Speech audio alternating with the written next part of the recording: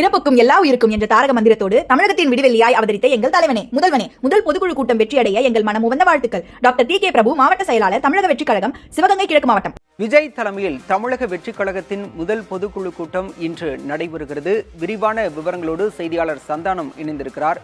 சந்தானம், தற்போது எத்தனை மணிக்கு இந்த பொதுக்குழு கூட்டம் நடைபெற உள்ளது? என்னென்ன மாதிரியான ஏற்பாடுகள் செய்யப்பட்டிருக்கின்றன? தற்போதே நிர்வாகிகள் வர ஆரம்பித்து விட்டனரா? விஜய் சரியாக நிகழ்வுக்கு எப்போது வர உள்ளார்? பாலா, தமிழக வெற்றி கழகத்தினுடைய முதல் பொதுக்குழு கூட்டம் சென்னை திருவான்மியூரில் இருக்கக்கூடிய ஒரு தனியார் மண்டபத்தில் காலை 10 மணிக்கு தொடங்க இருக்கிறது. காலை 10 மணிக்கு தொடங்க இருக்கக்கூடிய இந்த பொதுக்குழு கூட்டத்திற்கு காலை 7:30 மணி முதல் நிர்வாகிகள் அனுமதிக்கப்பட்டு வராங்க.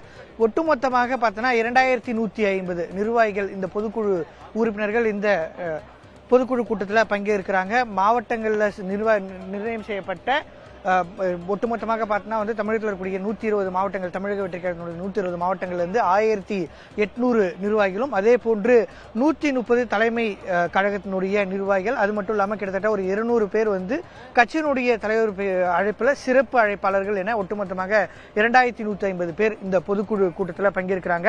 அனைவருக்குமே கட்சியினுடைய விதிமுறைப்படி 15 நாட்களுக்கு முன்னரே தபால் மூலமாக தனித்தனியாக கடிதங்கள் அனுப்பப்பட்டிருக்கிறது. மின்னஞ்சல் மூலமாக, அதே போன்று வாட்ஸ்அப் மூலமாக 3 விதத்தில் இந்த கடிதங்கள் அனுப்பப்பட்டிருக்கிறது. அடையாள அட்டை வழங்கப்பட்டு QR கோடு ஸ்கேன் பண்ணப்பட்டு பொதுக்குழு உறுப்பினர்கள் மட்டுமே உள்ளே அனுமதிக்கப்பட்டு வராங்க. உள்ளே வரக்கூடிய நிர்வாகிகள் உள்ளே பொதுக்குழு கூட்டத்தில் உள்ளே செல்லும் போது அவங்க வருகை பதிவேட்டில் கையொப்பமிட்டு பின்னர் தான் உள்ளே செல்வதற்கான ஏற்பாடுகள் செய்யப்பட்டிருக்கிறது. பொதுக்குழு உறுப்பினர்கள் அனைவருமே பங்கேற்று இந்த கையொப்பம் பெற்ற சான்றிதழ்களை தேர்தல் ஆணையத்தில் அவர்கள் சமர்ப்பிக்கணும். அதனால அந்த கடிதங்களை வாங்குறாங்க. அதே போன்று கட்சி சார்பாக நிர்ணயம் செய்யப்பட்டிருக்கூடிய மாவட்ட செயலாளர்களுக்கான ஒப்புதல் என்பது இந்த பொதுக்குழு கூட்டத்தில் வாங்க இருக்காங்க. அதற்கான கையொப்பமும் தற்போதே பொதுக்குழு உறுப்பினர்களிடம் வாங்கி வரக்கூடிய காட்சிகளை பார்க்கிறோம். சரியாக 10 மணிக்கு தொடங்க இருக்கக்கூடிய இந்த பொதுக்குழு கூட்டத்தில் பங்கேற்க கட்சியினுடைய தலைவர் விஜய் இன்று அதிகாலையே இந்த மண்டபத்திற்கு வந்துவிட்டார். பொதுமக்களுக்கு எந்த ஒரு போக்குவரத்து நெரிசல் ஏற்படாமல் இருப்பதன் காரணமாக அவர் காலையிலேயே இந்த பொதுக்குழு நடைபெறக்கூடிய அரங்கிற்கு வந்துவிட்டார்.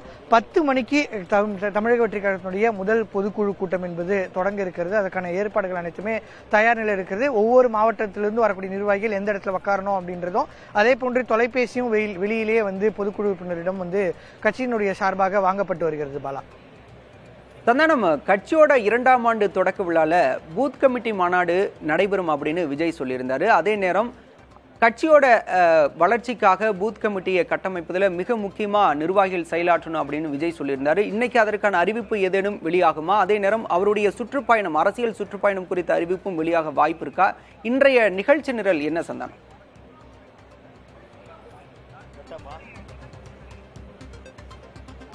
நிச்சயமா தமிழக வெற்றி கழகத்தை பொறுத்த வரைக்கும் இன்னும் 10 மாதங்கள்ல தமிழ்நாட்டுடைய 2026 சட்டமன்ற தேர்தலுக்கு தயாராகணும். இதுவரைக்கும் மாவட்ட செயலாளர்களாக ஒரு 114 பேர் நியமனம் செய்யப்பட்டிருந்தாலும் 6 ஏற்கனவே தமிழக வெற்றி கழகம் முதல் முறையாக அறிவித்தது 120 மாவட்ட செயலாளர் போட போறோம் அப்படின்னு சொன்னாங்க. இருப்பினும் கூட மாவட்ட செயலாளர் நிர்ணயம் செய்துள்ள ஒரே பகுதியில் 2 பேர் என பிரச்சனைகள் ஏற்பட்டதுனால இந்த எண்ணிக்கை என்பது 130 வரை உயர்வதற்கான வாய்ப்பு இருக்கு.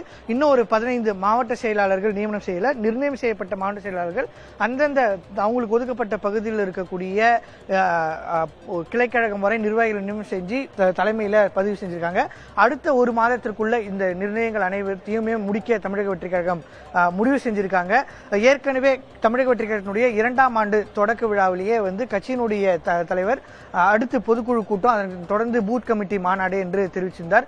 நமக்கு கிடைத்திருக்கக்கூடிய தகவல் படி பார்த்தா ஏப்ரல் 26ஆம் தேதி தமிழக வெற்றி கழகம் சார்பாக பூத் கமிட்டி மாநாடு நடத்துவதற்கான திட்டமிட்டிருக்காங்க.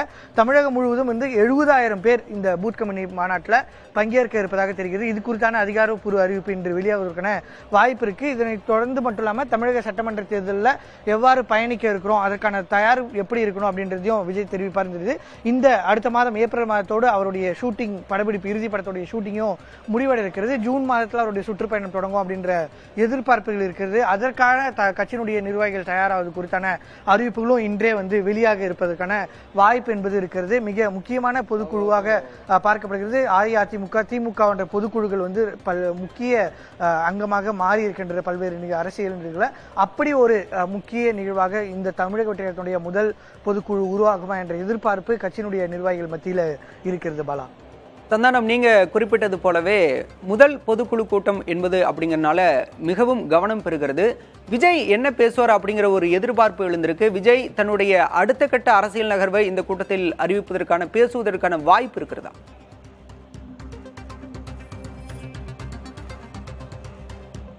நிச்சயமா இந்த கூட்டத்தை பொறுத்த வரைக்கும் பார்த்தீங்கன்னா ஏற்கனவே இதுவரை தமிழக வெற்றி கழகத்தினுடைய தலைவர் விஜய் அவருடைய அறிக்கையிலும் சரி மேடையிலும் சரி திமுக பாஜக தான் தன்னுடைய எதிரி என்று அறிவித்தாலும் கூட நேரடியாக கட்சி பெயரை பயன்படுத்தல அப்படின்ற குற்றச்சாட்டுகள் வந்தது. 2ஆம் ஆண்டு தொடக்க விழாவுக்கு பிறகு வெளியிட்டக்கூடிய அனைத்து அறிக்கையிலுமே பாஜக அதே போன்று திமுக என்ற வார்த்தைகளை நேரடியாக வைத்து குற்றச்சாட்டுகளை வைக்க தொடங்கி இருக்காரு. அப்படி அறிக்கைகளை தொடங்கி இருக்கக்கூடிய விஜய் இன்று நிச்சயமாக இது குறித்து விரிவாக பேசுவார்னு எதிர்பார்க்கிறது. குறிப்பாக இந்த 1000 கோடி ரூபாய் அமலாக்கத்துறையில 1000 கோடி ரூபாய் ஊழல் நடைபெற்றிருப்பதாக அமலாக்கத்துறை டாஸ்மாக் ஊழல் தொடர்பாக அவர் பேசுவார். தமிழகத்தினுடைய சட்ட ஒழுங்கு பிரச்சனைகள் உள்ளிட்ட பிரச்சனைகள் குறித்து விரிவாக இன்று நிச்சயமாக பேசுவார் அப்படின்ற எதிர்பார்க்க இருக்கு. அது மட்டும் இல்லாம கட்சியினுடைய நிர்வாகிகளுக்கு 2026 சட்டமன்ற தேர்தலுக்கான ஒரு சமிக்கைகள் எந்த பாதையில அவங்க பயணிக்க போறாங்க என்பது குறித்தான சமிக்கைகளை நிச்சயமாக விஜய் அறிவிப்பதற்கான வாய்ப்பு இருக்கிறதா தான் நமக்கு தெரிய வந்திருக்கிறது. பாலா, நிச்சயமாக சந்தானம், இன்றைய பொதுக்குழு கூட்டத்தில் விஜயோட அடுத்த கட்ட அரசியல் நகர்வு, தாவேகவின் அடுத்த கட்ட அரசியல் நகர்வு என்னவாக இருக்கும் என்பது ஓரளவுக்கு தெரிய வந்துவிடும். களத்திலிருந்து விவரங்களை வழங்கியமைக்கு நன்றி சந்தானம். பிறப்புக்கும் எல்லா உயிருக்கும் என்ற தாரக மந்திரத்தோடு தமிழகத்தின் விடிவெள்ளியாய் அவதரித்த எங்கள் தலைவனே, முதல்வனே, முதல் பொதுக்குழு கூட்டம் வெற்றியடைய எங்கள் மனம் உவந்த வாழ்த்துக்கள். Doctor DK. பிரபு, மாவட்ட செயலாளர், தமிழக வெற்றி கழகம், சிவகங்கை கிழக்கு மாவட்டம்.